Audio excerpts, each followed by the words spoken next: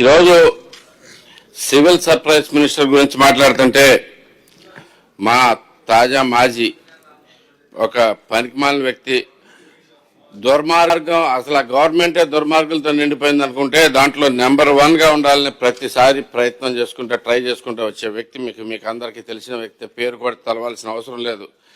అలాంటి వ్యక్తి ఈ మొత్తాన్ని స్టార్ట్ చేశాడు అధ్యక్ష. మొత్తం మనం 2019లో మనకి సివిల్ సప్లైస్ మినిస్టర్ అవ్వగానే.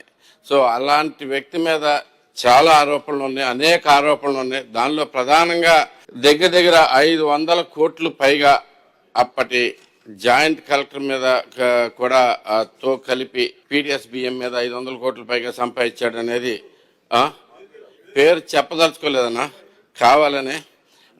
అలాంటి వ్యక్తి పేరు దలుచుకుంటే కూడా దండగా.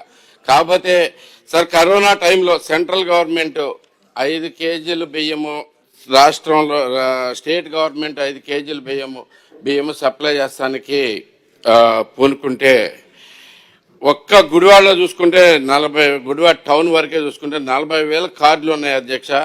దానిలో 12,000 కార్డులకు మాత్రమే, అది కూడా సెంట్రల్ గవర్నమెంట్ ఇచ్చిన బియ్యం మాత్రమే చేరిన పరిస్థితి. మిగతా బియ్యం మొత్తం ఎక్కడికి వెళ్ళినాయి తెలిసిందే.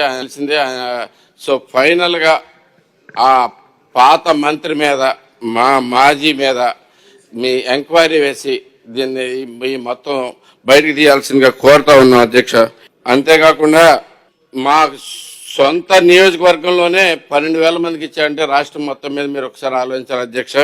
40,000లో 12,000 మాత్రమే జరిగినాయి అంటే ఈ మిల్లర్లతోటి కలిపి కొమ్మక్కయ్యి ఈ విషయం మీద ప్రతి ఒక్కరికి తెలిసిన విషయమే. సో దీని మీద సమగ్ర విచారణ జరిపేసి మిల్లర్లు, మాజీ మంత్రి, మరి ఈ జేసీ కూడా కలిపి చేసిన అక్రమం అనేది ఒక్కసారి విచారణ చేసి జరిపించాల్సిందిగా కోరుతా ఉన్నాను మంత్రి గారు మీ ద్వారా. థ్యాంక్ యూ వెరీ మచ్ అధ్యక్ష.